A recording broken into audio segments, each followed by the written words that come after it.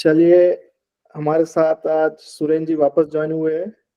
अमित है और विखंडे सर है। आज हमारी ये चौथी रिकॉर्डिंग है और अभी तक हम सोचते कैसे है इस पे चर्चा कर रहे हैं। अभी तक लगभग 5 घंटे हमने इस टॉपिक पे बात कर चुके हैं। तो इसी टॉपिक पे आगे लेते हुए आज अमित, क्या ख्याल है, कैसे लिया जाए आगे? मुझे लगता है कि कुछ कुछ एक एग्जाम्पल से शुरुआत करते हैं ताकि थोड़ी सी और क्लैरिटी आए और लोगों को, जो हमारे सुनने वाले श्रोता हैं, उनको समझ में आए कि ये मध्यमा और वैखरी और उसके बाद पश्चंती, ये तीनों में क्या कॉम्प्लेक्सिटी आती है अगर इसको ठीक तरह से मैनेज ना किया जाए तो। देखो, मैं कुछ उसमें एंट्री लेना चाहता हूँ कि अपने को ये एक कंसेप्ट है कि वैखरी मध्यमा पश्चंती पर। इस कंसेप्ट को समझने के लिए हम क्या करेंगे कि we will try to adopt policy of ऋषिज। हम लोग जैसे ऋषियों ने हमको हमारा धर्म समझाया, उस प्रकार से इस कंसेप्ट को भी समझने का प्रयास करें। ऋषियों ने क्या किया है कि explicitly there is no definition, हमारे धर्म को नाम भी नहीं दिया, वो तो लोगों ने दिया। ऋषियों ने कोई भी चीज जो उनके लिए ट्रिवियल थी उसको एक्सप्लिसिटली डिफाइन नहीं किया। उनकी विशेषता ये रही कि उन्होंने बोला कि एक काम करो ना, अगर आपको समझना है तो मेक इट अ लाइफस्टाइल। आप रोजमर्रा की जिंदगी में उसको अडॉप्ट कर लो और वो जीना चालू करो, वो कंसेप्ट को जीना चालू करो। जीना चालू करोगे तो आपको वो वैसे ही याद हो जाएगा या उसी प्रकार से आपकी लाइफस्टाइल बन जाएगी, तो आप उसको फॉलो करना चालू कर दो। तो it will not be a major what we should say hindrance कि यार मेरे को ये करना है या इस प्रकार से जीना है। You adopt to that lifestyle understanding the concept. तो अभी हमने जैसे पिछले 3 डिस्कशन में ये देखा कि वैखरी है, मध्यमा है और इनका कपल है, ये युग्म में रहते, ये अक्सर साथ में रहते। तो अब ये तो कम्युनिकेशन के माध्यम से हो गया। अब कम्युनिकेशन को अगर अपन ने रोजमर्रा की जिंदगी में देखे, रोजमर्रा की जिंदगी में कम्युनिकेशन नॉट नेसेसरली वर्बली हो, वो लिखित भी हो सकता है, वो पिक्चरिक भी हो सकता है, वो चलचित्र मतलब वीडियो भी हो सकता है, ऑडियो भी हो सकता है। तो अभी हमको ये देखना है कि अगर आपने कुछ चीज कहीं मार की, जैसे आप किसी नए सिटी में हो या अपने भी सिटी में हो, रास्ते पे आप ऐसे ही टहल रहे हो तो एडवर्टाइजिंग या ऐसे बोर्ड्स नजर आते हैं। मेन रोड पे अगर आप जाओगे, दुकानदारों के बोर्ड्स नजर आते हैं, प्रोफेशनल के बोर्ड्स नजर आते हैं। पेपर पढ़ोगे तो आपको वहां कुछ प्रकार की एड नजर आती है। तो पिक्चरिक एक्सप्रेशन को हम लोग समझने की कोशिश करेंगे कि ये इनमें से किस स्टेज में है।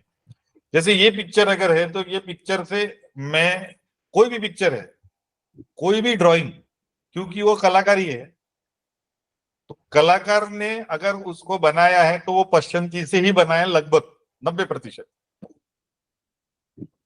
कलाकार यहाँ इन्वॉल्व हो गया। कुछ कुछ दिन अगर तुम वो देखो, पहले के 2 मेरे ख्याल से वीडियो जो है अपने, ये प्रतीक जहां बैठा था उसने अपने पीछे की वॉल, उसके यहाँ कलाकार है, तो वॉल पे अपन ने ऑफ कैमरा डिस्कशन करे थे। कलाकारी से वॉल उसको विशेष प्रकार से उसको सजाया गया था, उसकी रचना अलग प्रकार से की गई। तो कोई भी कलाकार है तो वो जाएगा अपनी कला को प्रदर्शित करने के लिए पश्चिमी में। जितना ज्यादा जाएगा उतनी कला का एक्सप्रेशन ज्यादा अच्छा होगा।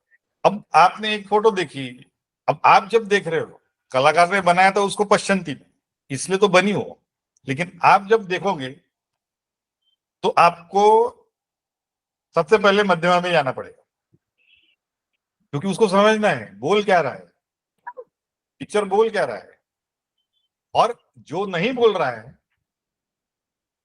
उसके तरफ अगर अपन ने देखना चालू किए तो हम लोग धीरे धीरे पश्चिमी में जाए। पिक्चर तो सामने है, वो तो एक्सप्लिसिटली बोल ही रहा है ना, उसने तो दिखा दिया, पिक्चर बना के कलाकार ने या जो भी उसका रचनाकार है उसने तो दिखा दिया। वो समझने के लिए हमको मध्यमा में रहना पड़ेगा। लेकिन वहां पे उसने क्या नहीं बताया है और किस तरीके से कौन सी चीज को हाईलाइट करी है या क्या छुपाया है और किस दिशा में ले जाना चाह रहा है अपने को ये कलाकार, ये समझने के लिए हमको मध्यमा से नीचे उतरना पड़ेगा पश्चिम। अगर ये हमने एक पिक्चर के साथ करी तो हम लोग फिर एडवर्टाइजमेंट के साथ कर सकते हैं, जो टीवी पे हम लोग अक्सर देखते हैं, या साइन बोर्ड्स की तरफ देख सकते हैं जो हमको रास्ते पे नजर आते हैं। तो ये हमने एक बार करना चालू करी तो फिर हम we will start living with this concept of वैखरी मध्यमा पश्यन्ति, वैखरी मध्यमा पश्यन्ति। कहीं भी अगर हम जा रहे देख रहे हैं कि अच्छा क्या है, तो हम लोग इस संदर्भ में बात कर सकते हैं कि कल इस प्रकार से हमारी बातचीत होना चाहिए कि अरे यार अमित, वो तुम्हारी वैखरी सुधारो। ये अगर एक्सप्रेशन हमारे बोलचाल की भाषा में आ गए तो हम इस कंसेप्ट के साथ जीना सीख लिए। तो अगर हमने इस कंसेप्ट के साथ जीना सीख लिए तो हम लोग चले जाएंगे पश्चिमी में, and then we will have a better understanding. फिर हम लोग उसको सही दायरे में सही प्रकार से समझ पाएंगे। आपको मेरी यानी मैं किस तरीके से ले जाना चाह रहा हूँ समझ में आ रहा है क्या सर सुरेन? हाँ,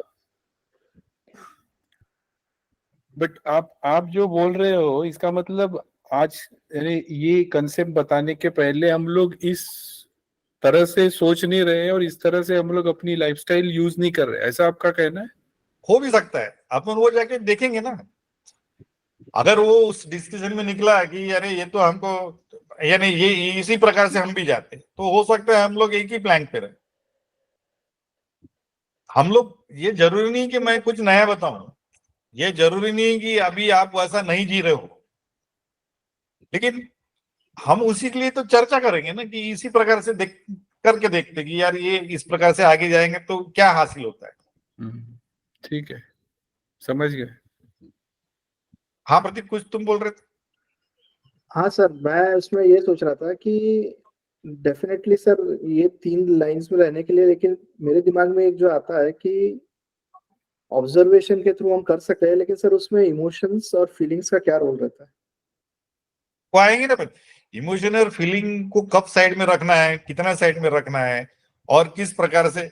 अगर एग्जाम जैसे एक एग्जांपल लेके देखते हैं और फिर स्पीच में अपन दोबारा से आते हैं। सर मेरे पास एक एग्जांपल है, वो मैं शेयर करता हूँ, उससे शुरुआत करता हूँ। हाँ तो मेरी स्क्रीन बताओ। में शेयर करता हूँ। इसकी तरफ ध्यान से देखो। ये आज के न्यूज़पेपर में पब्लिश एड है। सर ये कहाँ पे है? ये अमरावती में है, नागपुर में है? मैं तो लंदन में बैठा नागपुर हूँ। नागपुर अच्छा, नागपुर में है। ये तुम्हारे लंदन में पब्लिश होने लायक मटेरियल नहीं है, ये यहीं के है, नागपुर में डिस्प्ले हुआ है। और ये फुल मतलब क्या बोलेंगे उसको, उन्होंने अगर मैं यूज करूं, डंके के चोट पे वेडिंग इनविटेशन दिया हुआ है। आप उसको ध्यान से पढ़ो, अगर तुम जूम कर सकोगे तो तुमको वो रिक्वेस्ट योर प्रेजेंस कुछ ना कुछ नजर आएगा। वेडिंग सेरेमनी ऑफ अवर सन, देखो वहां पे लिखा हुआ है प्रेजेंस, ये शब्द है, इनविटेशन नहीं है। ये कंफर्म हो गया कि ये एक निमंत्रण है जो कि न्यूज़पेपर्स पे प्रदर्शित हुआ है। इसका मतलब है कि एवरीबडी इज वेलकम। हाँ मैं तो यही सोचा सर, सबको बुलाया है। हाँ, अब ये सबको बुलाया है, ये एक ये है। अब ये अगर इसके अभी अपने को ये करना है कि इसमें ये जिसने भी पब्लिश किया, जिसने भी उसका डेकोरेशन किया होगा, वो उसकी कलाकारी है, वो वहां पे जाके उसने कलाकारी दिखाई। हमने उसको समझने की कोशिश की मध्यमा में, जैसे प्रतीक ने बोला कि सबको बुलाया है, न्यूज़पेपर में है, हाँ सबको बुलाया है। अब इसके पश्चिमी में जाने के रास्ते कहाँ से मिलेंगे? सर शादी तो जो रहती है वो बेसिकली हाँ फैमिली ओकेजन रहता है, पर्सनल ओकेजन रहता है, तो उसमें सबको क्यों बुलाना चाहिए? बराबर है, जान पहचान उसने वालों को बुलाया है, बुलाना चाहिए। इसने बुलाया है। अपने को फिलहाल इसलिए भी नहीं जाना है कि सही है कि गलत है। We are not here to जज। उसकी इच्छा है, उसके पास पैसा है, पेपर में ऐड दिया उसने, आज ही उसकी शादी हो रही, अच्छी बात है। लेकिन पश्चिमी में हम कैसे देखेंगे इसको? तो ये तो नहीं समझ में आ रहा है इसको। पश्चिमी में अब देखो कैसा है, कोई भी जैसा इसने थोड़ी हिंट भी दिया है, मतलब वो यानी उस पर बात भी करी प्रतीक ने कि यूजुअली शादी या विवाह जो रहता है ना, ये पर्सनल अफेयर है। उसमें जो इन्वाइटीज होगे या आमंत्रण आप जितने भी लोगों को दोगे, वो एक फाइनाइट नंबर पे आएगा, और उसकी वो सारे लोग तैयारी करके रखेंगे, क्योंकि फाइनाइट नंबर है। 1000 लोगों को बुलाया, 5000 लोगों को, कोई तो एक फाइनाइट नंबर आएगा ना। उस फाइनाइट नंबर के हिसाब से वो पूरे विवाह का वो उत्सव मनाएंगे। अरेंजमेंट उतने हिसाब से होगी ना। अब ये हो गया पब्लिक इवेंट। अब ये अज्यूम करो कि जितनों ने ये पढ़ा और जितनों ने ये सोशल मीडिया पे सबको आगे प्रोपोगेट किया, ये पूरे विदर्भ के सारी जनता वहां, क्योंकि इनविटेशन सबको है, विदर्भ के लीडिंग डेली पे इसका एक्सप्रेशन आया है। हम्म, अब सबने जाने का तय कर लिया कि चलो यार शादी को बुलाया है, हमने तो जाना ही चाहिए। उस सूरत में शादी का क्या होगा? उस सूरत में ये बहुत बड़ा पब्लिक इवेंट हो जाएगा। बराबर है सर। फिर ये पब्लिक इवेंट हो जाएगा तो law and order situation create हो जाएगी। फिर इसके लिए गवर्नमेंट इन्वॉल्व होगी। गवर्नमेंट की परमिशन है क्या इसके लिए? इतने सारे लोगों की arrangement up to the mark हुई है कि नहीं हुई है, ये कंट्रोल करने के लिए लोकल म्युनिसिपल कॉर्पोरेशन इन्वॉल्व हो जाएगी। और क्योंकि all are invited, naturally it will involve VIPs also. VIPs के लिए इन्होंने अलग से अरेंजमेंट करी है कि नहीं, फिर वीआईपीज आ रहे तो उसके साथ सिक्योरिटी आएगी। और इसके बावजूद ये एक आध हादसा हो गया क्योंकि इतनी सारी पब्लिक आ गई। इन्होंने इन सारी चीजों को मद्देनजर ये ऐड दी है कि नहीं दी है? अगर तो इन्होंने ऐसा किया है, ये सारे जो अपन जो अभी जो पॉइंट डिस्कस किए, जो चर्चा में अपन ने लाए, अगर इन सारे बिंदुओं पे उन्होंने सोच रखा है और उस हिसाब से इन्होंने प्लानिंग करी है तो ठीक है, ये शादी बहुत, हमें कोई प्रॉब्लम ही नहीं है इसमें। लेकिन अगर ये ऐसा नहीं किया है, इसके माने ये हुए कि ये जो ऐड आई है ये शुद्ध वैखरी है, ये मध्यमा में भी नहीं बनी है। मतलब ये पब्लिश करने वाले ने मध्यमा में भी अपना इसका कोई दिमाग में इस्तेमाल नहीं किया है। उसने बस भावना के आवेश में, जैसे हम पिछले बार बोले कि मेरे बेटी की शादी हो रही, मेरी बेटी की शादी हो रही और मेरे पास पैसा है, तो ये चले जाएगा पूरा। ये पूरी ad we will require to take as a वैखरी एक्सप्रेशन विदाउट मध्यमा। सर व्हाई नॉट पश्चिंती? क्योंकि पश्चिंती में अगर ये गया होता तो उसने इस प्रकार, देखो, public advertisement of your marriage as a invitation without proper thinking will never lead to पश्चिंती। क्योंकि इसमें पश्चिंती अगर होता तो अंत भला होता। मध्यमा को छोड़ देने से ये अगर पश्चिंती में किया होता तो अंत इसका अच्छा नजर आता। अभी भी सारे लोग जाने नहीं वाले हैं, अपने समान लोग सिर्फ चर्चा करेंगे और थोड़ा बहुत कमेंट करेंगे। आने वाले वहां पे उतने लोग हैं जिन्होंने सही में पर्सनली उसको मालूम है और वो पहुंच जाएंगे। ये तो लोगों का सद्भावना है, ये लोगों की सद्भावना है कि सारे लोग नहीं पहुंचेंगे। लेकिन 50 लाख लोग अगर आ गए वहां पे, न वो हॉल, न उसका घर, न उसकी सिटी हैंडल कर सकती, इतने लोग जमा हो सकते। तो ये दिमाग से डाइवर्स किया हुआ हरकत है और उससे हासिल कुछ भी नहीं होना है, क्योंकि इतने सारे लोगों का अरेंजमेंट हम कर ही नहीं सकते। बराबर है सर। तो इसलिए क्योंकि यहाँ पे हासिल कुछ नहीं होना है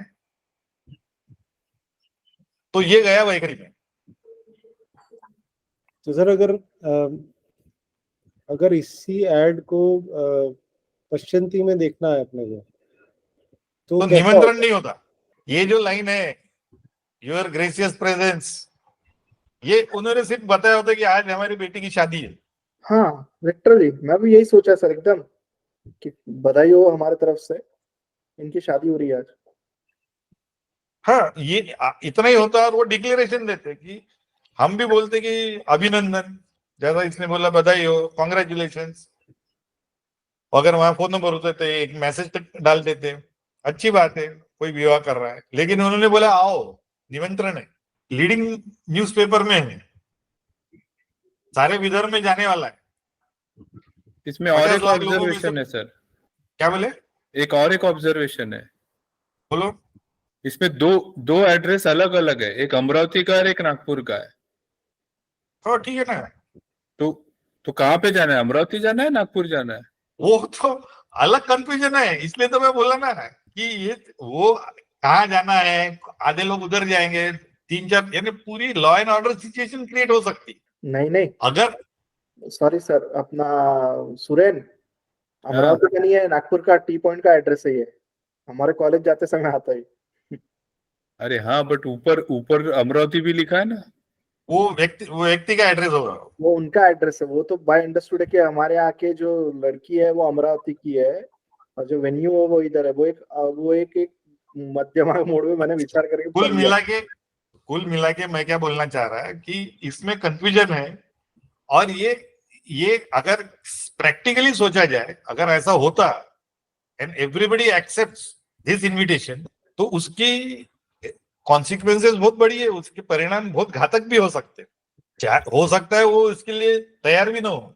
और जहां तक हम लोग शादी की बात कर रहे हैं, तो लड़के वाले लड़की के तरफ जाते ना, इधर तो उल्टा हो रहा है, लड़की वाली लड़के तरफ के आ रहे अरे हैं। चलो, वो भी अपन ने मान लिए, सारे उल्टा पुल्टा सब ठीक है, लेकिन समस्या तो वही, अपन सिर्फ मध्यमा को छोड़ के काम किया हुआ है, और मध्यमा को छोड़ने के बाद ये नीचे पश्चिमी में नहीं गए हैं, ऊपर वैखरी में आ गए।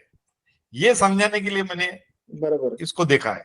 अगर वो वहां पे निमंत्रण हटा देते, सिर्फ डिक्लेरेशन करते कि हमारे बच्चों को बधाई दो, आशीर्वाद दो, तो it would have been classic example of चलो ठीक है, इन्होंने सही में अच्छा लगा उनको, दो परिवार मिल रहे, बहुत अच्छी बात है, अपन ने भी उनको अभिनंदन, अभी भी देंगे उनको अभिनंदन, अपने को उसमें समस्या नहीं है। लेकिन ऐसा अगर हर कोई करने लग गए और हर किसी ने अगर पेपर में ऐड देके अपने विवाह में लोगों को बुलाना चालू किया और हर कोई जाने भी लग गया, तो ये बहुत बड़ा लॉ एंड ऑर्डर की सिचुएशन बन सकती है, इसके परिणाम घातक हो सकते। सर हाँ सर, इसलिए ये मध्यमा से छूट के ऊपर वाइखरी में चले गए। बराबर सर। मेरे एक इसमें और एक क्वेश्चन आया, ऑल टुगेदर डिफरेंट। नॉर्मली जब मैं इंडिया में रहता था तब पेपर में एड्स आते थे किसी की ऑबिचरी के बारे में। बराबर।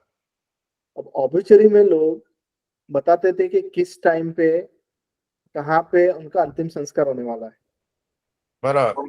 तो उस टाइम पे sir law and order situation नहीं आता था। नहीं, लेकिन वहां पे डिक्लेरेशन होता है ऑब्वियसली, अगर आप इंडिया में देखोगे सिर्फ डिक्लेरेशन होता है, ये बोलते नहीं वहां पे आओ।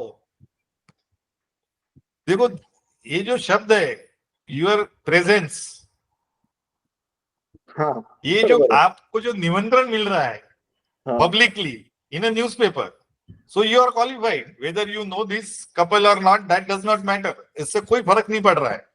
आप अभी जाने के लिए क्वालिफाइड हो गए क्योंकि आपने पेपर पढ़ा, पेपर में ऐड पढ़ा, आप निकल पड़े और वहां चले गए अंदर। ऐसा हर किसी ने किया।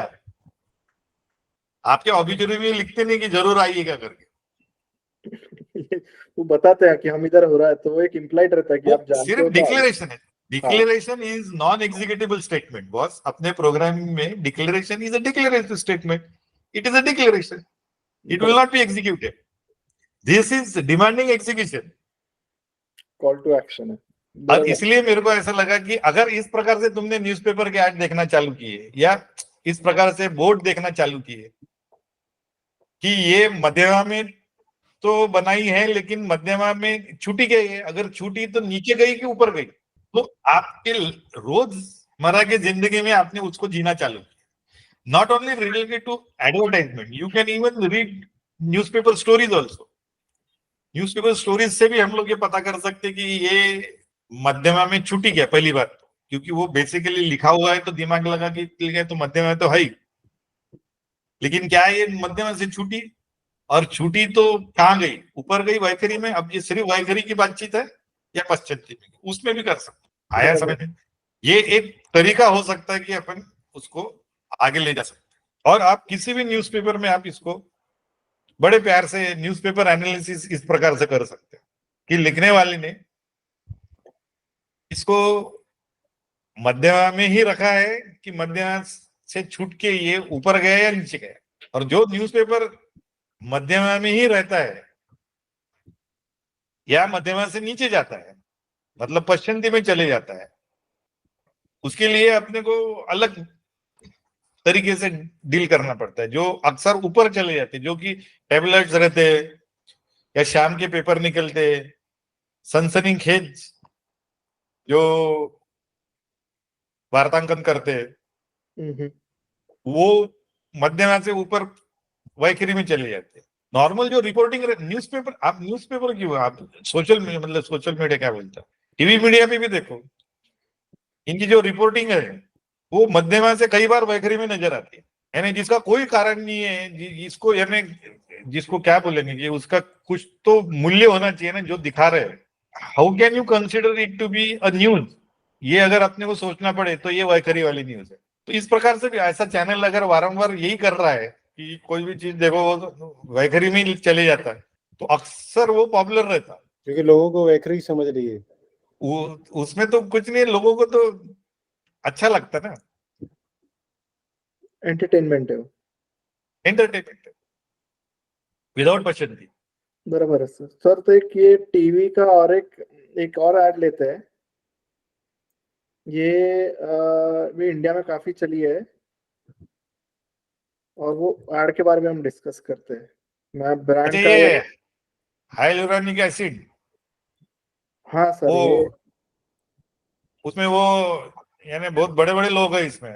हाँ अब इसमें देखो, ये ऐड अगर आपने देखी होगी, टीवी पे आती है, और वो बालों को संवारने के लिए इन्होंने बोला कि दे एम्फसाइज ऑन हाइलुरोनिक एसिड, ये वारंवार शब्द आता है उसमें। तुमने अगर तो ये ऐड तुमको रिकलेक्ट करनी पड़ेगी, अपन उसको दिखाना नहीं चाहेंगे यहाँ पे, लेकिन ऐसे हाइलुरोनिक एसिड ये वारंवार वो जो भी वहां की जो यानी कैरेक्टर्स है उस एड में, they reiterate this combination hyaluronic acid moisturizer वगैरह वगैरह।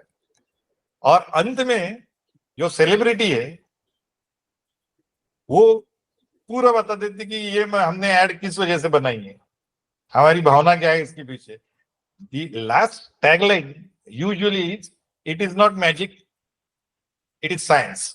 अब आपको ये ऐड देखो, ये ऐड बनाई है किसी ने, तो वो मध्यमा से पश्चिमी में गया तभी उसने ये ऐड बनाई। अब हम देख रहे हैं उसको, हमने तो उसको अभी बिकॉज वी आर व्यूअर्स, तो हमारे पास ऑप्शन रहता है कि हम मध्यमा में देखें या वैखरी में देखें। अगर आप वैखरी में देखना चाहो तो चलो यार अच्छा है, वो जो सेलिब्रिटी है वो भी अच्छी नजर आ रही है, चलो उसका ख्याल दूसरी तरफ ही रहता, वो अपने मतलब की बातें देखते रहता, उसको प्रोडक्ट से कोई मतलब नहीं है, उसको एड एंजॉय करनी है सिर्फ वैखरी। लेकिन हमको अगर उसमें से ढूंढ के निकालना है कि ये एड जो हम देख रहे हैं ये हम मध्यमा से पश्चिमी में किस प्रकार से जा सकते, तो तुमको पहले तो उसकी भावना समझनी पड़ेगी। देखो नॉर्मली जो एड्स रहती है ना, आप लोगों के मैं क्या बोल रहा हूँ समझ में आ रहा है क्या? हाँ कि जो कोई भी एड रहते ना, ये जो एड की जो दुनिया है वो सारे भावनाओं का खेल है। दे ट्रिगर योर सेंटिमेंट। बच्चे नजर आएंगे, सेलिब्रिटी नजर आएगी, देश प्रेम नजर आएगा, किसी न किसी दुख नजर आएगा, गरीबी नजर आएगी, ऐसा कुछ ना कुछ करके ये लोग अपनी भावनाओं को ट्रिगर करते हैं और उससे वो अपने प्रोडक्ट की एडवर्टाइजमेंट कर। अब जब भावनाएं खत्म हो गई इनकी, अब उन्होंने एक स्टेप ऊपर लेके चले गए उसको कि अब मेरे बाल तो संवर गए, वो तो अच्छा नजर आ ही रहा मैं या आ रही मैं उसमें, तो वो तो दिखा भी रहे उस पर। लेकिन अब समझो बात कि अब ये इसको अब सामान्य भाषा में बोलेंगे कि अब ये एटीट्यूड दिखा रहे हैं, अब ये भाव खाना चालू किए। भाव खाना कैसे चालू किए या एटीट्यूड कैसे दिखा रहे हैं, मैं मतलब एकदम बोलचाल की भाषा में बात कर रहा हूँ कि हम साइंटिफिक है। देखो ये साइंस साइंटिस्ट की ऐड नहीं है, साइंस को प्रमोट करने वाली ऐड नहीं है, साइंस का सहारा लेके अपने प्रोडक्ट को प्रमोट करने वाली ऐड है। सर, लेकिन ये प्रमाण देने वाली बात नहीं हो गई कि भैया हम किसी चीज का प्रमाण दे रहे हैं और हमारा हाँ जो बिल्कुल प्रमाण है वो backed by some logical thinking है। बराबर, बिल्कुल मना हम थोड़ी कर रहे हैं, हमको इसमें आपत्ति भी नहीं है। हमने कब बोला कि ये गलत है करके? हमने ये बोला कि कभी भी कि ये गलत है करके? हमको जजमेंट देना ही नहीं है किसी के बारे में, ना हमने पहले बार कि इसमें जजमेंट दिया, ना हम अभी दे रहे कि ये गलत कर रहे करके। हम सिर्फ पश्चिमी में ये पता आप आपको एक दिशा दे रहे कि सोचो कि अब इन्होंने भावनाओं के साथ अगर इसमें कोई खिलवाड़ नहीं किया आपके, तो फिर आपको ट्रिगर कैसा करेंगे? ये बताते हुए कि एटीट्यूड दिखाएंगे कि हम तो साइंटिफिक है, आप भी बनो साइंटिफिक। आज के जमाने में साइंटिफिक बनना बहुत अच्छी बात है, ये हिडन मैसेज है। अगर आप इस प्रोडक्ट को इस्तेमाल करोगे तो आप ही साइंटिफिक रहोगे। आपकी बात समझ में आ गई। साइंस का सहारा लेके आपने देखा होगा यूजुअली जो डॉक्टर्स की जो, अगर आपने साइन बोर्ड्स कभी हॉस्पिटल के सामने या किसी का क्लिनिक है, डिस्पेंसरी, उसके इसमें देखो, खासकर डेंटिस्ट, इनके साइन बोर्ड्स पे ऐसे ऐसे शब्दों का इस्तेमाल रहता है जिसका सामान्य जनता से कोई लेना देना नहीं रहता। उनकी जो टर्मिनोलॉजी है, ऑर्थोडेंटिस्ट, अब मेरे को बताओ ये एक उनका स्पेशलाइजेशन है, या नेफ्रोलॉजिस्ट, ये एक किडनी वालों का, अब ये हाईलाइट करते हैं। जो रिक्शे वाला है या वो जो सामान्य जन है जो कि स्ट्रिक्ट में चल रहा है अपना पैदल, वो बोर्ड पढ़ के उसको क्या समझने वाला है? किसके लिए बनाया उसने बोर्ड? वो अपनी डिग्रियां लिखते हैं, एमडी, एफसीएस और पता नहीं क्या क्या, बहुत सारी रहती है, लंदन बीच में रहता है या मुंबई। कौन समझने की कोशिश, यानी वो who is the reader for that? कौन समझ सकता है उसको? दूसरा डॉक्टर समझ सकता है कि ये क्या है करके। डॉक्टर को ऑलरेडी मालूम है, उसके लिए वो बोर्ड चाहिए नहीं। स्पाइन का कोई अगर डॉक्टर है, मेरे को पता नहीं उसको क्या बोलते हैं, न्यूरोलॉजिस्ट के अलावा और कोई अगर बहुत बड़ा साइंटिफिक नाम हो उसका, उसने अपनी पार्टी अगर लगाई, वहां पे बोर्ड लगाया, तो वो बोर्ड किसके लिए बनाया है? सामान्य जनता के लिए। सामान्य जनता तो वो स्पेल, मतलब वो उसका प्रोनाउंसिएशन भी नहीं कर सकती, उसका उच्चारण भी नहीं कर सकती, ऐसे शब्द रहते हो। पर वहां पे ये बताने की कोशिश करते कि हम साइंटिफिक है। नहीं सर, हम साइंटिफिक है ये बताने की कोशिश कर रहे हैं सर, कि उसमें वो बताने की कोशिश कर रहे हैं कि भैया मेरे पास, मैंने इतनी डिग्रियां लिया है, मेरे पास नॉलेज है, मेरे को पता है। अरे लेकिन मेरे को एक बात बताओ, जो उसको समझने नहीं आने वाला है कि अगर उसने लिखा रहता कि किडनी का डॉक्टर, ऐसा कई जगह आजकल लिखना चालू हो गया है। फॉर योर इंफॉर्मेशन, पहले के जमाने के जो डॉक्टर थे वो बिल्कुल भी इस प्रकार के भाषा का उपयोग नहीं करते थे। लेकिन आजकल दूरबीन से किया जाने वाला ऑपरेशन थिएटर, दूरबीन की सर्जरी यहाँ की जाती है, ऐसा सीधा सीधा लिखा हुआ मिलता, क्योंकि अब उनको समझ में आ गया कि अपन अल्टीमेटली बोर्ड किसके लिए बना रहे हैं? सामान्य जनता। सामान्य जनता को, तुमको, अरे वो डॉक्टर डीआर लिख के समझ में आ जाता उसको, लेकिन ये सर डॉक्टर है। डिफरेंशिएशन कैसे करेंगे कि सर किसी ने एमबीबीएस उसको किया करने है? ही नहीं है, उसको करने नहीं है। ब्रेन के पास डॉक्टर किसी के रिकमेंड पे ही जाता है, उसको जाना ही नहीं है। उसको सब, उसको तो बताया गया रहता है कि यहाँ पे जाना है, ये करने वाला है। वो बोर्ड पढ़ के कितने लोग डॉक्टर के पास जाते हैं?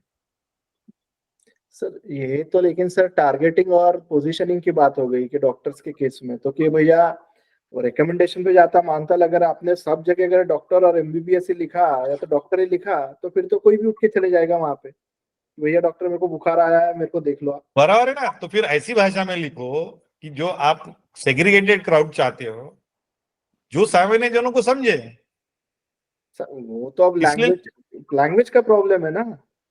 हाँ, मैं, हाँ, अरे तो वो मैं यही बोल रहा हूँ कि अब जैसे वो लिखना चालू कर दिया उन्होंने, कई जगह आपको बोर्ड एटलीस्ट भारत में तो नजर आते, दूरबीन से ऑपरेशन किया जाता है, आंख की जांच की जाएगी, ऑप्थेल्मोलॉजिस्ट और उनके जो एमएस, अलग अलग प्रकार के जो जो स्पेशलाइजेशन है, वो लिखे हुए के बजाय उन्होंने अब डिस्क्राइब करना चालू कर दिए, ताकि बोर्ड पढ़ के कोई अगर आना चाहे तो वो आ सकता है।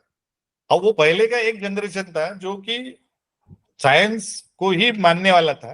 साइंस आज भी कुछ लोगों के लिए नया भगवान है, यानी ऑब्जेक्टिव रिडक्शनिस्ट साइंस की बात कर रहा हूं। तो वो उस सेंटिमेंट्स को अपील करते हुए डिस्प्ले करने वाले बोर्ड बनाते थे, और आज भी बनते हैं। ये इन्होंने सिर्फ पहले जो डॉक्टरों के लिए सीमित था, अब ये इन्होंने कमर्शियल प्रोडक्ट के लिए भी ला लिया कि now they have started using scientific terminology to promote their product, which is not required at all, because it is to be made, the end user is a सामान्य जन। एंड यूजर तो उसका, सामान्य जन अगर उसका शैम्पू खरीदेगा तभी तो वो बिके जाने वाला है ना, कोई साइंटिस्ट खरीदने नहीं वाला है उसको, है ना? अकेले साइंटिस्ट के लिए नहीं बनी है एड।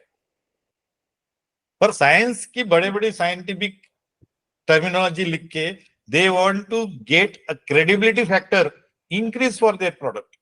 ये अपन ने अगर समझा तो अपन गए पश्चिमी में जाके इसको समझ ली कि अच्छा ये करना क्या चाह रहे।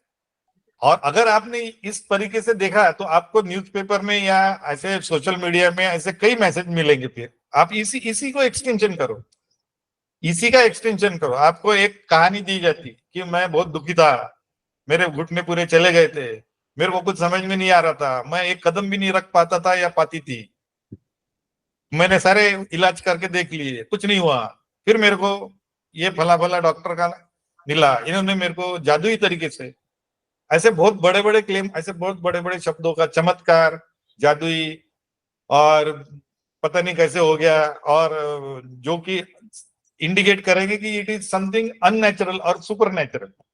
ऐसी नरेशन वाली तुमको एड्स हाफ पेज नजर आती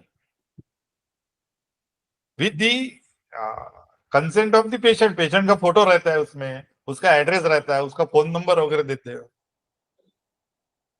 दे are now using high claims with the scientific terminology to increase their credibility। आपके समझ में, आपने रिकलेक्ट कर पा रहे हो कि ऐसे ऐड अपने पेपर में ऐसे नरेशन पढ़ी है क्या? हाँ हाँ हाँ पढ़िए पढ़िए और पढ़िए। ये सारी इनफैक्ट टीवी पे भी आती है आजकल एक दो। टीवी पे मेरे ख्याल से 12 बजे के बाद आती होगी। हाँ हाँ ऑब्वियसली प्राइम हाँ टाइम पे नहीं आती है, बट 12 के हाँ, वो बाद। नरेशन वाली एड्स बाद में आती, करेक्ट। लेकिन जितने भी साइंटिफिक वाली है वो सब पहले आएगी, और फिर ये इस प्रकार की मेरे साथ चमत्कार हो गया या ये, यानी इन शॉर्ट साइंस को इन्होंने नया भगवान बना के उसकी बाबागिरी चालू कर, साइंस बाबा हो गए। साइंस मतलब ऑब्जेक्टिव रिडक्शनिस्ट की आप बात कर, objective reductionist science, objective reductionist science, modern science basically, जो कि मॉडर्न ऑब्जेक्टिव रिडक्शनिस्ट साइंस की बात करो, वही भगवान है ना आजकल। उसका सहारा अब जनरल प्रोडक्ट वालों ने भी लेना चालू कर, खासकर तुमको वो जो एफडीए मतलब नॉन एलोपैथिक जो प्रोडक्ट्स रहते, हर्बल प्रोडक्ट के नाम पे या होम्योपैथ प्रोडक्ट के नाम पे या आयुर्वेद प्रोडक्ट के नाम पे, ऐसे बहुत प्रोडक्ट मिलते जो कि 12 बजे के बाद आते हैं, यानी जो सुरेन बात कर रहा था अच्छा उस पे यानी बहुत चर्चा होती है। दे ट्राई टू क्लेम ये न्यूज, यानी तुम्हारे पास व्हाट्सएप में भी ऐसे कई प्रकार के मैसेजेस आते कई बार कि कैंसर पे शर्तीय इलाज यहाँ पे हो जाएगा। तो वो अगर वो साइंस के दृष्टिकोण से लिखा गया है, ऑब्जेक्टिव रिडक्शन साइंस के दृष्टिकोण से, तो गलत है। इस प्रकार का नरेशन साइंटिफिक नहीं है, लेकिन उसका सहारा लिया जाता और अपना प्रोडक्ट बेचा जाता, अपनी मार्केटिंग की जाती, और ये एक क्या बोलेंगे उसको, मान्यता प्राप्त तरीका है। हाँ, बेसिकली आप एक हाइपोथेसिस पे काम करो, वो हाइपोथेसिस पे आप काम करते जाओ, उसका आप सॉल्यूशन निकालो और बोलो कि भैया ये हाइपोथेसिस सही है, तो हमने प्रूव करके दे और वो दिया। हाइपोथेसिस को कंफर्म करने के लिए मॉडर्न रिडक्शनिस्ट अप्रोच अलग है और नैरेटिव टेक्नोलॉजी अलग है। हाइपोथेसिस ये है कि घुटने का दर्द किसी भी तरीके से जाता नहीं बगैर ऑपरेशन के, और उसके लिए स्टैंडर्ड इन एलोपैथी में इन्होंने बहुत परिश्रम करके एक तरीका ढूंढा है उसके ऑपरेशन करने का। They have studied a lot, जाके उन्होंने उसको उस लेवल पे लाया कि आदमी को कम से कम तकलीफ में ज्यादा से ज्यादा अच्छा लगे। अब इसी हाइपोथेसिस को दूसरे इसमें लेके चले जाओ और बोलो कि मैंने उसको इस प्रकार से कर दिया, और ये नैरेटिव हो गया पूरा। Narrations have very little significance in modern scientific theory, पर इसका सहारा लिया जाता है, बड़े बड़े डॉक्टर से लिया जाता, और इसी से उनकी प्रोडक्ट की सेल भी होती। अब ये अभी तक सिर्फ अंडर करंट में आपसी कम्युनिकेशन में होता था, अब ये हो गया कि ये पेपरों में भी आगे आने लग गया, अब ये हो गया कि ये मीडिया पे भी आने लग गया, टीवी मीडिया। साइंस का सहारा लेके मैंने अपना प्रोडक्ट बनाया है, इसलिए मैं क्रेडिबल हूं, और इसलिए आप आंख बंद करके मेरे पे विश्वास कर सकते हैं और मेरे प्रोडक्ट इस्तेमाल कर सकते हैं, ये बताने की अंडरलाइन कोशिश है। क्योंकि मैं साइंटिफिक हूं तो मैं अच्छा हूं, इस तरीके से वो अपनी प्रोडक्ट की मार्केटिंग स्ट्रेटेजी बनाते हैं। ये सही है गलत है इस पे अपने को जाना नहीं है, पर ये ऐसा है। अब साइंस का सहारा मार्केटिंग के लिए लिया जा रहा है, ये हमने समझा अगर, तो फिर हमने कोशिश करी मध्यमा से पश्चिमी में जाने की। लेकिन सर ये तो हमने कोशिश करी ना, ये जो एड वालों ने मध्यमा में ही रह के बनाया एड। पर वो उसका जो पिक्चराइजेशन है दैट में भी पश्चिमी, हाँ। कंटेंट है दैट इज मध्यमा। कौन से एंगल पे कैसे उसके बाल बिखरेंगे, कैसा प्रोडक्ट सामने आएगा, ये सारी वो जो है दैट इज कलाकारी, दैट इज पश्चिमी। लेकिन कंटेंट इज मध्यमा। हमने उसको समझना है कि इसके पीछे इनकी क्या मंशा है। तो सर जो हमने जो समझा उसको मध्यमा नहीं बोलेंगे, लेकिन हमने अगर समझ मध्यमा में अगर अपन समझते हैं तो हम बोलते हैं अरे वाह सही में अच्छा है, हाइलुरोनिक एसिड इस्तेमाल कर रहे हैं और वो इतनी बड़ी सेलिब्रिटी इसको इस्तेमाल कर रही, तो अच्छा ही होगा, और साइंटिफिक है। साइंस है ना। और मैं तो खुद रोज केमिस्ट्री की ब्यूरेट पिपेट लेके टाइट्रेशन करता हूँ, मेरे को तो मालूम है कि एसिड के नॉलेजेबल साथ। है, हाँ नॉलेजेबल है उस डोमेन का, तो वो इमीडिएटली एक्सेप्ट कर लेगा। हाँ, और अगर क्योंकि साइंस की एक्सेप्टेबिलिटी ज्यादा है, वो नहीं भी है तो बोलता है यार साइंस है तो अच्छा ही है ना, कोई मेरे को बोलेगा तो नहीं इसका इस्तेमाल क्यों कर रहा है करके, मैं बोल पाऊंगा अगर ये तो साइंटिफिक है कर आया। सर ऐसे एक टैल्कम पाउडर का केस आया था एक फेमस ब्रांड का अच्छा। यूएस में, इसके ऊपर काफी बहुत बड़ा केस चला था, अच्छा। जिसके कारण काफी बच्चों को बाद में talcum powder, famous talcum powder brand, बहुत बड़ा इस पे नहीं वो नहीं वो तुम मेरे ख्याल से उन्होंने साइंटिफिक है करके ऐड करके फिर उस पे चला था कि it ultimately prove to be unscientific, और उनके प्रोडक्ट में खोट निकली। हाँ वो दो अलग अलग चीजें है। अपने को उसके प्रोडक्ट में खोट या उसके अपने को कोई भी टीका टिप्पणी सही है गलत है, अब we are not here to जज एनीवन। हम तो पश्चिमी में रहना चाहते हैं, हमको कोई जजमेंट में करना नहीं।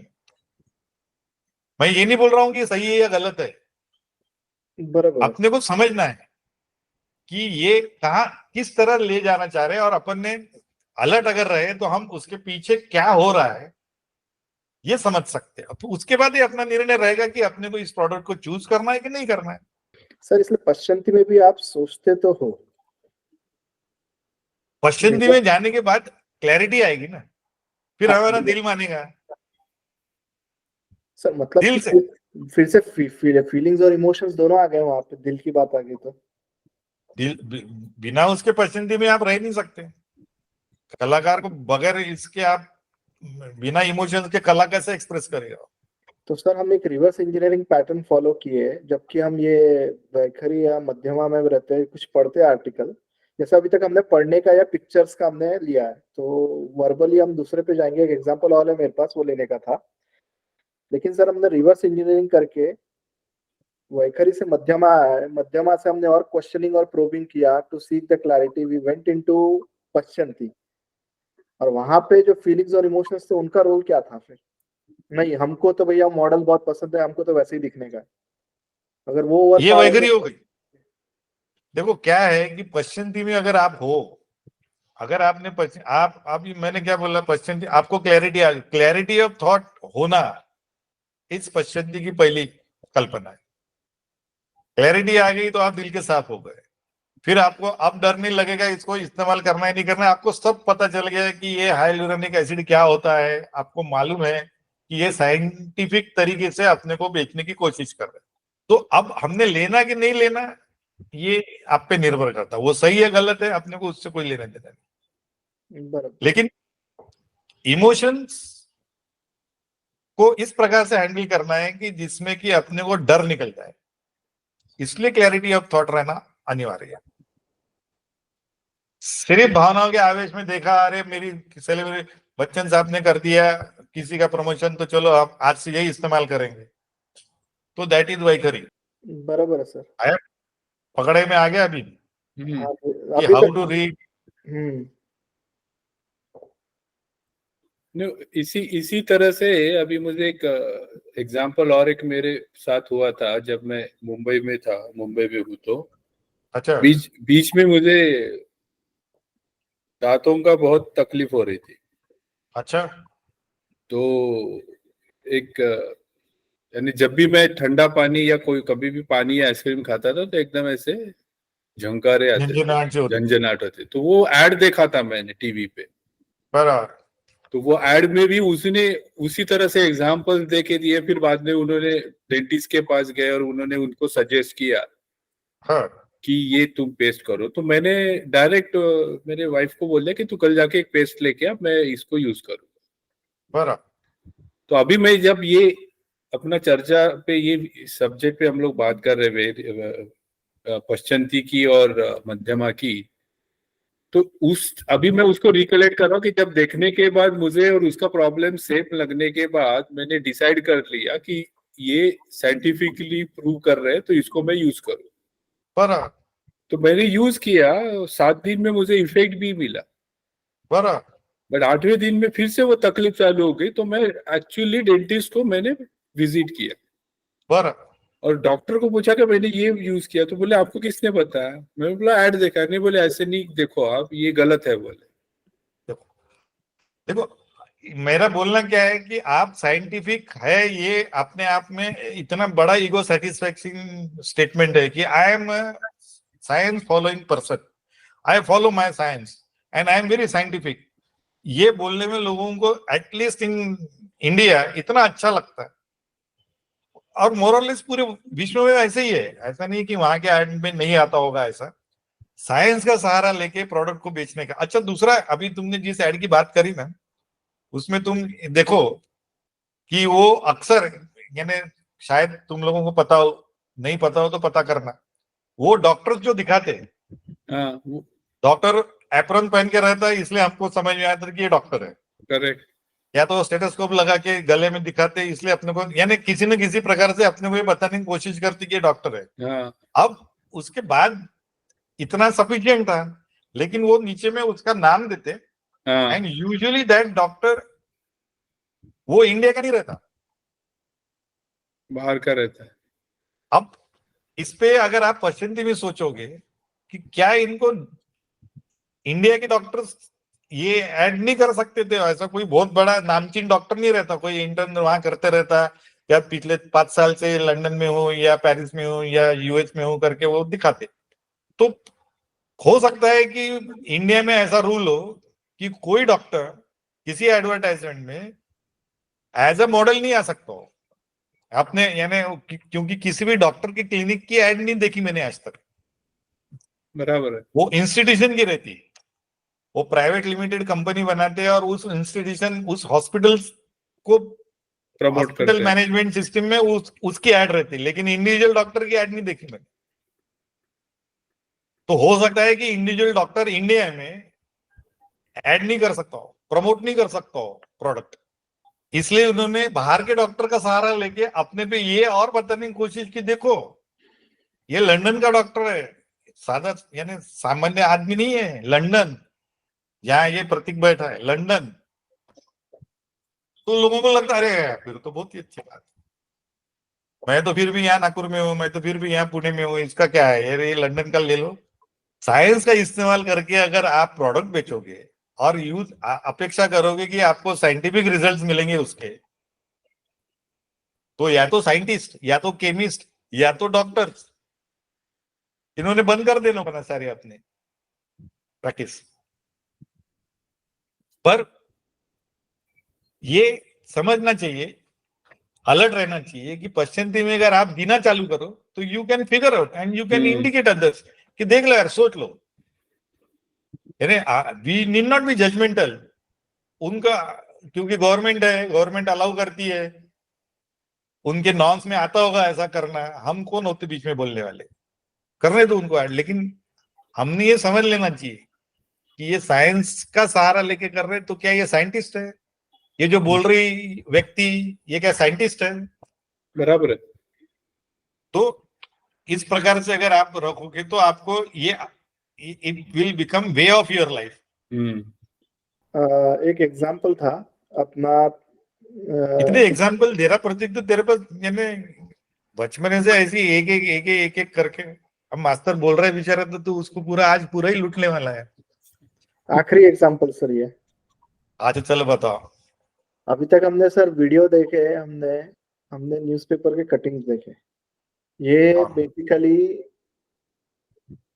आपके सुनने के और पढ़ने के थे। अब मैं एक बोलने का एग्जांपल देता हूँ आपको सर। कुछ वाह। कुछ महीने पहले एक बात हो रही थी किसी मित्र से, तो उन्होंने बताया कि उनको कार लेनी है। अरे उनसे वाह। एक बात सुना मैंने, बोले कार लेनी है। तो वो उनके मित्र से बात कर रहे थे, तो उनसे वो कार लेनी थी। तो तब मेरे दिमाग में क्वेश्चन आया कि उस जो चर्चा हुई वो कहाँ से स्टार्ट हुई? सिंपल वैखरी से हुई थी, मध्यमा से हुई थी कि पश्चिमी से हुई थी? अब देखो, ये जो सवाल है ना, ये जो डिस्कशन है, कार, तुमने ये शब्द का इस्तेमाल किया, कार, व्हीकल की बात नहीं करी है, उसको कार लेना है। अब अगर वो कार लेना है तो दो चार चीजें आपको समझ लेनी चाहिए। भारतवर्ष, भारतीय अगर है वो, भारतवर्ष में आज भी कार स्टेटस सिंबल माना जाता है। अगर तो वो एम्प्लॉयड है तो शायद उसको इतना फर्क नहीं पड़ता, शायद। लेकिन अगर वो प्रोफेशनल है तो उसके लिए, उसके प्रोफेशनल लाइफ के लिए कार का रहना कुछ प्रोफेशंस के लिए अनिवार्य है। अगर आप डॉक्टर हो, वो भी बहुत बड़े वाले डॉक्टर हो, अपना खुद का क्लिनिक चला रहे हो, किसी बड़े हॉस्पिटल के साथ जुड़े नहीं हो, अगर आप टू व्हीलर पे आके वहां पे बोलोगे कि मैं सर्जरी करता हूं, तो वैसे तो कोई ऑब्जेक्शन किसी को होना नहीं, पैदल आ, ऑटो में बैठ के आ, तो कहीं से भी आए, यू शुड नॉट बी जज by the vehicle you come to your clinic, but usually it will go against the perception that he will और she will create in general publics में। उसके लिए कार का रहना अनिवार्य है, प्रोफेशनल कंपल्शन है। उसी प्रकार से अगर कोई एडवोकेट है, हाई कोर्ट की या सुप्रीम कोर्ट की प्रैक्टिस करना चाह रहा है, हाई कोर्ट का अगर आप वकील बनना चाह रहे हो और आप अगर कार मेंटेन नहीं कर सकते, तो यहाँ पे वैसे तो किसी को ऑब्जेक्शन नहीं होना चाहिए यार, उसका दिमाग है जो कि इंपॉर्टेंट है, वो वकालत ठीक से करे ना, आना जाना कैसे कर रहा है उससे क्या लेना देना है। लेकिन perception does play important role. आपके बारे में लोग क्या विचार करते हैं, इस पे आपका प्रोफेशनल लाइफ निर्भर करता है। तो भारतवर्ष में उसको कार लेना कम से कम अनिवार्य हो जाता है। कार लेना भी उसके लिए एक स्टेप आगे। अगर वो हाई कोर्ट में है, एक कार लिया उसने, कुछ दिन चलाया, अब वो उसका नाम बहुत हो गया, उसको अलग अलग हाई कोर्ट में जाके, कभी कभी सुप्रीम कोर्ट में भी जाके खड़े होना पड़ता, अब उसका नाम हो गया, पेपरों में उसके नाम से लोग चर्चा करने लग गए। अब उसको अपनी कार को अपग्रेड करना पड़ेगा। वो अगर पहले देसी मारुति की गाड़ी, कोई भी हाई एंड की भी मारुति की गाड़ी चला रहा हो, अब उसको विदेशी हाई एंड की गाड़ी पे जाना पड़ेगा, तब तो उसका प्रोफेशनल ग्राफ आगे जाएगा, तब तो लोगों को पता चलेगा। ये हो गया एक प्रोफेशनल कंपल्शन, जो कि वो मध्यमा में रह के ही ले सकता है। लेकिन अगर अब उसको, ये हो गया प्रोफेशनल कंपल्सन, बावजूद उसके अगर उसको पश्चिमी में जाना है, या अगर पश्चिमी में जाके अपने को समझना है कि कार किसी को लेनी है, वो भी मैं इंडियन कॉन्टेक्स्ट में बात कर रहा हूं, तो क्या होना चाहिए पैरामीटर सबसे अहम? अभी जो करंट सिचुएशन है इंडिया में, आप लोग भी शायद एग्री करोगे, जो हमारे नागपुर के खासदार है गडकरी जी, इन्होंने रोड मैप को बदल दिया है, पूरा रोड क्वालिटी को भी बदल दिया है, ट्रैवलिंग एक्सपीरियंस भी आपका चेंज कर दिया है, बहुत सारे अच्छे रोड बनने लग गए। इसलिए लोग अपनी गाड़ियां भी ले रहे हैं और अपनी गाड़ियों से भी ट्रैवल करने का अब सोचने लग गए कि आस पड़ोस में कहीं जाना है 500-600 किलोमीटर, तो कहाँ ये पब्लिक ट्रांसपोर्ट से जाए, अपनी गाड़ी निकालो, अपनी गाड़ी में अपन लोग, रोड तो अच्छे है ही, जाके आना भी हो जाता है, and then we get a different level of comfort. अब उस चक्कर में भारत में एक्सप्रेस वे बनना चालू हो गए। अब एक्सप्रेस वे के लिए ड्राइवर जो है वो मध्यमा या पश्चिमी का लगेगा। अगर वो ड्राइवर सिर्फ वैखरी का है, जो कि हो रहा है आजकल महाराष्ट्र में, एक बहुत बड़ा, नागपुर से लेके इन्होंने मुंबई तक का समृद्धि महामार्ग की योजना बनाई है और चल भी रहा है। वहां लोग ट्रैवल कम करते, एक्सीडेंट ज्यादा कर रहे हैं। वो सही है गलत है, फिर भी अपने को उसमें जाना नहीं है। लेकिन अब हमने ये समझ लेना है कि आने वाले दिनों में भारत में, भले ही नितिन गडकरी जी आप रिटायर भी हो जाए आने वाले 10 साल में, लेकिन उन्होंने जो एक क्या बोलेंगे, स्टैंडर्ड सेट किया है। अब रास्ते खराब कोई बर्दाश्त नहीं करने वाला है। भारत के हर गली में रास्ते अच्छे ही करना है लोगों को। आगे जाके 10 साल में रास्ते अच्छे ही बनेंगे। Road map and quality of road and quality of your travel experience has to be very good. There is no doubt about it. Everybody now it is a mandatory demand.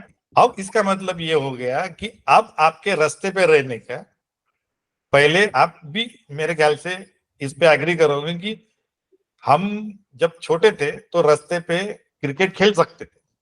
Bharat में हर, मेरे ख्याल से हर किसी ने रास्ते पे क्रिकेट खेला होगा, क्योंकि एकदम तब ना तो उतनी ट्रैफिक रही होगी, ना तो उतनी अच्छी क्वालिटी रही होगी कि क्रिकेट के अलावा वहां शायद कुछ और कर भी नहीं सकते होंगे अच्छे से। बराबर। लेकिन अब आप गलियों में भी, घर के सामने भी आप क्रिकेट नहीं खेल सकते, क्योंकि अब रोड पे रहना आपको या तो मध्यमा या तो पश्चिमी में रहना ही पड़ेगा। आप अगर पश्चिमी या मध्यमा में नहीं हो तो आपकी रिस्क बढ़ गई है, ये आपका अंतिम सफर होने की। वो कैसे सर? क्योंकि आपको लेन के बारे में पता नहीं है। लेन को आपको अगर बीट करना है, इधर से उधर जाना है, तो किस प्रकार से जाना चाहिए, स्पीड लिमिट को किस प्रकार से फॉलो करना है, इमरजेंसी ब्रेक्स कैसे अप्लाई करने हैं, इस बारे में, क्योंकि हमने तो कभी सोचा नहीं कि इस प्रकार के एक्सपीरियंस कभी आएंगे। हमको इतना मालूम है कि गाड़ी चलाना है, सामने देखना है और ठीक से देखना है और अपनी स्पीड बराबर मेंटेन करना है। लेकिन सीट बेल्ट का जो महत्व है इस पे हमने कभी गौर ही नहीं किया। हमको क्या करना है, एक्सीडेंट थोड़ी होते थे ना, क्योंकि इतनी गति भी नहीं रहती थी। अब क्या हो गया है कि रास्ते पे गाड़ी चलाना has become a risky proposition. There is a definite risk involved when you are on roads. And quality of accident, now listen very carefully. जो क्वालिटी के एक्सीडेंट्स अब हो रहे हैं, जिस प्रकार के एक्सीडेंट्स अब हो रहे हैं, उसमें बचने के चांसेस बहुत कम बच गए। अगर आपके साथ एक्सीडेंट हुआ, वो भी एक्सप्रेस वे में, तो संभावना आपके बचने की बहुत कम। चाहे वो एक्सीडेंट आपके गलती से हो, सामने वाले की गलती से हो, किसी की भी गलती से हो, या सडनली कोई जानवर आ जाए सामने, किसी भी प्रकार से हो, इससे कोई लेने देना नहीं। लेकिन अगर आपके एक्सप्रेस वे में एक्सीडेंट हो रहे, तो किसी न किसी एक की मौत, या तो जिसके साथ आप टकराए वो, या जो आपको टकराए आप। अगर आपने ये समझ लिया, तो अगर आप अभी कार लोगे, भले ही आपकी प्रोफेशनल कंपटीशन कुछ भी रहे, सबसे पहला क्राइटेरिया आप लोगों ने ये देखना चाहिए कि वो कार जो है, वो कंपनी जो है, सेफ्टी मेजर्स क्या दे रहे। क्योंकि आज मैं ट्रांजिट में हूं, आने वाली जो जनरेशन है, आज जो अपने 15 या 20 साल में होंगे, जो 10, 15 या 20 साल बाद 35 और 40 में जाएंगे, उनके लिए express way will be a normal phenomena. आज हमारे लिए एक्सप्रेस वे बहुत बड़ी घटना है, रिस्की घटना है। आज हम एक्सप्रेस वे में चलाने के आदी नहीं हुए अभी। ना हमको ज्यादा पता है, ना जो मेरे साथ चल रहा है या सामने से आ रहा है उसको भी कुछ पता है। रास्ते अच्छे हो गए, लेकिन रास्ते से जब गाड़ी चलाते हो तो momentum usually makes you to leave your मध्यमा state and makes you to go to वैखरी स्टेट। क्योंकि गाने सुनते रहते या लोगों को झपकी लग जाती, वैखरी आ गई और वहां पे उसने समर शॉट लिया 3-4, डिवाइडर क्रॉस करके सामने के उधर तरफ के लेन पे जाके वो किसी से टकराया ऊपर से। ऐसी सूरत में तुम्हारी गाड़ी को मेरे हिसाब से पश्चिमी वाला अगर आपका वो दिखती कितनी अच्छी, वो सिंबल कौन सा अच्छा है उसका, और उसके क्या प्रोफेशनल, ये सारी चीजें बराबर है। लेकिन ये तभी आएगा जब आप जिंदा रहोगे। सर लेकिन गाड़ी में तो अपन भगवान का फोटो लगा के रखते ना हर गाड़ी में, तो फिर क्या जरूरत है ज्यादा सोचने की? बहुत बढ़िया सवाल है ये, एकदम एक नंबर। कि अगर भगवान के साथ चल रहे, ये अगर आप अटल रहो इस पे, अगर आपने निर्णय ले लिया कि आप, मैंने भगवान की फोटो या मूर्ति आप सामने रख दी है, अब मेरे को कोई भी कुछ भी नहीं कर सकता, ये आपका दृढ़ विश्वास है, तो पक्का आपको कुछ नहीं होना है। लेकिन होता क्या है कि जब सामने से कोई आ जाता, तब आप ये भूल जाते कि भगवान है, वो करेगा करके कुछ। आप खुद कंट्रोल करने की कोशिश करते, और जब आप खुद कंट्रोल करने की कोशिश करते तो गलतियां करते। भगवान के ऊपर छोड़ दिया था तो चलने देना था ना। सामने कोई आया, भगवान देखेगा क्या करना है उसका, उसने ठीक ही किया रहता। लेकिन वक्त पे आप अपने हाथ में कंट्रोल लेने की कोशिश करते हो, इस प्रकार से ब्रेक मारने की कोशिश करते हो कि एक्सीडेंट ना हो। तेरे को किसने बोला था? भगवान था ना सामने में, रखा है तूने, करना विश्वास पूरा। तो वो आप जो मूर्ति लगाते हो ना, वो जो सामने फोटो रहती है ना, it is only partially you believe in that, you don't fully believe कि ये एक्सीडेंट से रोकने वाले हैं। बराबर है। अगर आपने दृढ़ विश्वास से उनको रखा है तो पक्का एक्सीडेंट से रोकेंगे, इसमें कोई दो यानी किसी को भी नहीं होना चाहिए। लेकिन आप जब रखते हो तभी आपकी भावना ये रहती है कि मेरे हाथ, भगवान ये देखना कि मैं गाड़ी बराबर चलाऊं। आप अपने ऊपर लेते ना, मैं गाड़ी बराबर चलाऊं, फिर भगवान बोलता चला, फिर तू, तेरे को चलाना है तू चला ना, फिर मेरे पे छोड़ दिया होता तो मैं बराबर लेके गया था तेरे को। ये अंतर है। सर वो फिर तो लोग रख, ज्यादातर ऑटोमेटेड कार ज्यादा बेटर है फिर, भगवान का फोटो और ऑटोमेटेड कार। मेरे को नहीं कैसी? मालूम। हाँ। मैं किसी को भी सही या गलत, मैं जजमेंटल रहने की कोशिश नहीं कर रहा हूँ। मैं ये बोल रहा हूँ कि अगर आप आज के डेट में, आपने अभी बोला ना कि मेरे को कार खरीदना है, हाँ। भारतवर्ष में अगर कोई गाड़ी खरीद रहा है वो भी कार, तो उसको पश्चंती में जाने के लिए ये सारे पैरामीटर्स पे चर्चा करनी ही पड़ेगी। उसको ये रहता कि मैं अपने माता पिता को लॉन्ग ड्राइव पे लेके जाऊंगा, या मेरे बीवी को लॉन्ग, वो 2-3 दिन कर लिया, 2-4 बार कर दी, उसके बाद वो भी परेशान हो जाते हैं और आप भी परेशान हो जाते हैं, तो उसकी वैल्यू कम हो जाती है। फिर कोई नहीं चाहता कि लंबे लंबे सफर पे गाड़ी पे जाया करके। लेकिन हर कोई ये चाहेगा कि अगर गलती से एक्सीडेंट अगर होता है तो बिना किसी बड़े हादसे के हम वहां से बाहर निकले। इसलिए आपको सबसे पहले कार लेने के पहले पश्चिमी में, मध्यमा में है और मध्यमा में रहेगी अगर आपने निर्णय लिया तो, और प्रोफेशनल कंपल्शन और मेरे पास कितने पैसे दिखाने के लिए तो वही खरी हो गया। लेकिन आपने सोच समझ के लिया तो आप सबसे पहले देखो कि ये सेफ्टी, और इसकी सेफ्टी की क्या रिकॉर्ड, आप थोड़ा सा करके देखना ना। हर गाड़ी का, जैसे अभी समृद्धि मार्ग में देखा रहा लोगों, तो वो बड़े बड़े जो क्लेम करते उन सबके गाड़ियों के फोटो आते हैं, पर एक भारतीय बनावट की गाड़ियों के फोटो इतने डरावने नहीं रहते। बाकी विदेशी गाड़ियों के एक्सीडेंट होने के बाद के फोटो बहुत डरावने रहते। तो ये अपने लिए बहुत बड़ी बात है कि इस पे विचार करना चाहिए। अगर ऐसा विचार करते हो तो आप पश्चिमी में जा रहे हो। बराबर है सर। सर मेरे को गाड़ी खरीदने का है, एक मेरे इसमें पश्चिमी में बैठा था तब एक आभास हुआ कि गाड़ी लेने का है। फिर मैं मध्यमा में गया, वो सबके फीचर कंपेरेटिव पैरामीटर, स्टेटमेंट निकाला। कंपैरेटिव स्टेटमेंट निकाला, फीचर लिस्ट, बजट, ये सब कंपैरिजन किया, वो सब कुछ मध्यमा में हुआ। और फिर वैखरी में जाके मैंने कार डीलर के साथ बात किया, नेगोशिएशन किया, टेबल पे बैठा, कैश कितना सही लो सही है, ये सब पूरा वैखरी में हो गया। तो इस हिसाब सही से सही। ये पूरा एक थिंकिंग हुआ। लेकिन एक जो आभास हुआ मुझे, वो आभास किस तरह हुआ, या तो किसी से बात करने पे हुआ, या तो मेरे रिक्वायरमेंट्स हुआ, या मध्यमा से आया, मेरा वहां पे था। आभास आपको बेसिकली, कोई भी चीज जो है, जो मैं अक्सर बोलता हूं, अगर आपको कोई भी चीज खरीदनी हो, चाहे कार खरीदनी हो या मोबाइल खरीदना हो या पेन खरीदना हो, आपको खरीदनी अगर कोई चीज है तो आप नीड वाइज खरीदी करो। That is, you should purchase only when you need it. When you don't need it you should start bargain. When you need it don't bargain, go for it. Identify, ये सही में आवश्यक है क्या मेरे लिए। अगर आपके ये, यही तो पसंद है ना, यही यही तो हमने को समझना है कि लोग आपको एडवर्टाइजमेंट वाले क्यों इमोशन पे लेके जाते हैं। आपके नीड को भूल जाओ, नीड को भूल जाओ। नीड तो नहीं है, हाईकोर्ट में जा रहे करके आपने बड़ी गाड़ी में जाना चाहिए, नीड थोड़ी है, जरूरत थोड़ी है, आवश्यकता थोड़ी है। किसी लॉ बुक में लिखा है क्या कि वो जज बोलता है कि अरे क्या वकील साहब, आप तो आप गाड़ी भी नहीं ले रहे, ऐसा थोड़ी बोलेंगे कभी। नीड नहीं है, दूसरे भी नीड हो सकती है, प्रोफेशनल कंपल्शन, वो इवेल्युएट करो उसको। लेकिन अगर आप नीड में नहीं जा रहे हो, सिर्फ इमोशन पे ले रहे हो कि मैं मेरे फियांसी को ले जाऊंगा, मेरे पेरेंट्स को ले जाऊंगा,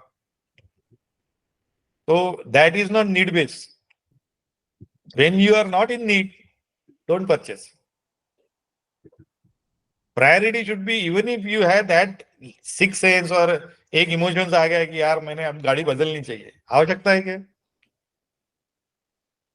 एक बार आवश्यकता है, ये फिक्स हो गया, फिर सबसे पहला पसंदी का काम ये है कि हम चलाने कहाँ वाले हैं? एक्सप्रेस वे पे। आने वाले दिनों में ये गाड़ी किसी न किसी एक्सप्रेस वे पे जाएगी जाएगी। वहां सबसे बड़ा क्या काम होना चाहिए? सेफ्टी। तो जिस गाड़ी में सबसे ज्यादा सेफ्टी और जिसकी ट्रैक रिकॉर्ड है, हिस्ट्री है कि बड़े से बड़े एक्सीडेंट में उसने अपने गाड़ी को भी ठीक रखा है और अंदर बैठने वालों को भी ठीक रखा है, उस मॉडल के लिए जाओ। भले ही वो दिखने में अच्छा नहीं हो, भले ही उसका रेपुटेशन नहीं हो, भले ही वो लोग बोलेंगे कि ये क्या खरीद लिया, लेकिन तुम ऐसा करने से अपने परिवार को भी बचाओगे और समाज का भी भला करोगे। ये हो गया पश्चिमी विचार। बराबर है सर। सोचना तो सर एक आभास आना भी पश्चिमी का रोल है, और फिर वो आभास आने पे उसका इवैल्यूएशन करना थॉट का, वो भी पश्चिमी में ही है। हाँ, अगर मध्यमा को छोड़ के अगर आप गए तो, हाँ, मध्यमा में तो आपने सिर्फ ये पता किया था कि ये लेना, कंपैरेटिव स्टडीज की, बजट वगैरह जो आपने बताया, वहां जाके बात करके आए, ये सारी मध्यमा की एक्टिविटी। उसके बाद अब शांति चित्त से चर्चा करो, कभी अपने आप से, कभी अपने परिवार के सदस्यों से, कभी अपने मित्रगणों से बैठ के विचार करो, चर्चा में लाओ। चर्चा से ही ऐसा कोई प्रॉब्लम नहीं बोलते, ऐसी कोई समस्या नहीं है जिसका चर्चा से समाधान नहीं निकल सकता, ऐसा बड़े बुजुर्ग बोल के गए। चर्चा से बातें निकलेगी और फिर उस पर अंतिम निर्णय लो, ऐसा मेरा मानना है। ये हो गई पश्चिमी वाली बात। सर तो हम और अमित और सुरेंद्र कुछ ऐड करना है कि हम अगले सेशन में और वैखरी और मध्यमा पे और डिस्कशन करें कि वो चीजों को हम कैसे मजबूत किए जाए। पश्चिमी पे तो काफी क्लैरिटी आ गई है। थोड़ा मध्यमा और वैखरी पे अगर हम लोग और एक सेशन करें तो मेरे हिसाब से वो ज्यादा नहीं, ये तो सुन के अच्छा लग रहा है कि आप लोगों को इतने, जब कब से बात कर रहे हैं, मैं इतनी बात किया। ये कोई टॉपिक ऐसा नहीं है कि जिसमें अपन स्टोरी टेलिंग हो रही है और अनायास दिमाग में घुस गया तो याद हो जाएगा। ये बड़ा किचकट टॉपिक है, बड़ा यानी टीडियस टॉपिक है, बड़ा इसमें कॉम्प्लेक्सिटीज है।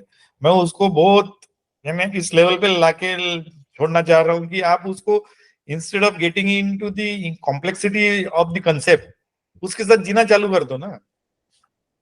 जीना चालू कर दोगे तो, इसलिए मैंने पॉइंटर्स दिए आपको कि कभी ऐड देखोगे तो अच्छे से देखो, टीवी पे देखोगे अच्छे से देखो, कोई सीरियल देख रहे हो, जैसे मैंने पिछले बार हमें हमेशा बोलता कि ऐसे सीरियल देखो जिससे कि आप पश्चिमी में जा सकते हो, या कोई वैसे तो कोई किसी भी सीरियल में जा सकते हो, लेकिन कुछ कुछ सीरियल सीधे सीधी वैखरी में रहती, जो सास की कभी बहुती वाली जो रहती, वो उसमें तुम पश्चिमी में जा भी नहीं सकते हो। कलाकार सिर्फ पश्चिमी में काम करते, जो व्यूअर्स रहते वो हमेशा वैखरी में रहते। लेकिन ये जो है गुजराती जेठालाल, ये जेठालाल को पकड़ के रखो, बहुत अच्छी चीज है वो। देखना पड़ेगा सर, देखी नहीं है, बच्चों ने देखी है, मैंने नहीं देखी। नहीं, जेठालाल को समझने से तुमको बहुत फायदे होंगे। वो बहुत अच्छा गुजराती कैरेक्टर उन्होंने पोर्ट्रे किया है। पूरी वो जो डायरेक्टर है वो बहुत अच्छी चीज है। उससे तुमको ये जो क्लासिफिकेशन है जो समझने में आसानी होगी।